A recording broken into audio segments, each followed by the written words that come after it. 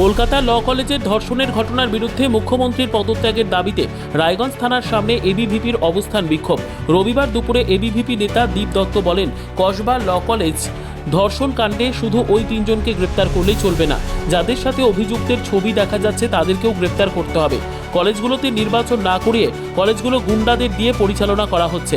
সমস্ত বেআইনি দুর্নীতির খারাপ কাজের সঙ্গে যুক্ত রয়েছেন তৃণমূলের একাধিক নেতা নেত্রীরা, আর তাদের ঢাকানোর চেষ্টা করছেন এই তৃণমূল। তৃণমূল মানেই ধর্ষক আর ধর্ষক মানেই তৃণমূল। তাই আমরা এই রাজ্যের মুখ্যমন্ত্রীর পদত্যাগ দাবি করছি। এদিন এ বিষয়ে এবিভিপির মূল উদ্যোক্তা উত্তরবঙ্গ রাজ্য কমিটির সহ সম্পাদক দীপ দত্ত আরও বলেন, ল কলেজের ঘটনা আপনারা সকলেই অবগত আছেন। এটি একটি জায়গা, পশ্চিমবঙ্গের প্রত্যেকটি কলেজ বিশ্ববিদ্যালয়ে একই ঘটনা ঘটছে। They are not born criminal, they are made.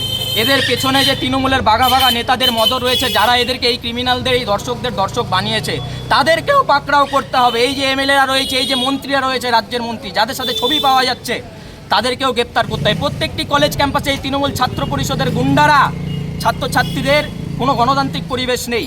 একটি ঘটনা, ওই মেয়ে, ওই ধর্ষিতা সাহস দেখিয়েছে, ওই বোন, ওই বাঘিনী সাহস দেখিয়েছে, তারপর বলতে পেরেছি। কিন্তু আরও অনেক ঘটনা ঘটছে, যারা বলতে পারছে না, যেই দারুণ সেই ঘটনাগুলো আসছে না। এই সমস্ত ঘটনা ঘটতে পশ্চিমবঙ্গের আনাচে কানাচে ঘটছে এবং এই ঘটনাগুলো আমরা দেখতে পাচ্ছি। প্রত্যেকটি কলেজ ক্যাম্পাসে একই ঘটনা ঘটছে।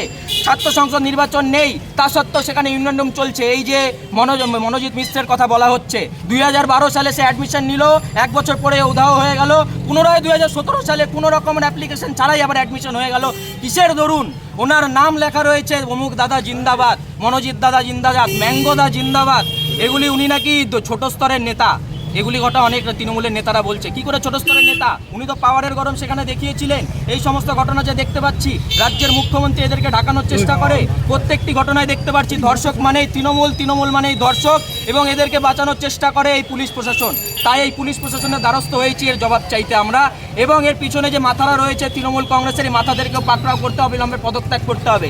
একটি এর উপায়, মুখ্যমন্ত্রীর পদত্যাগ চাই, এই তৃণমূল সরকারের পদত্যাগ চাই। এরা প্রত্যেকে কারাপ্টেড, ধর্ষকেদের বাঁচায়। ব্যুরো রিপোর্ট, উত্তর বাংলা সংবাদ।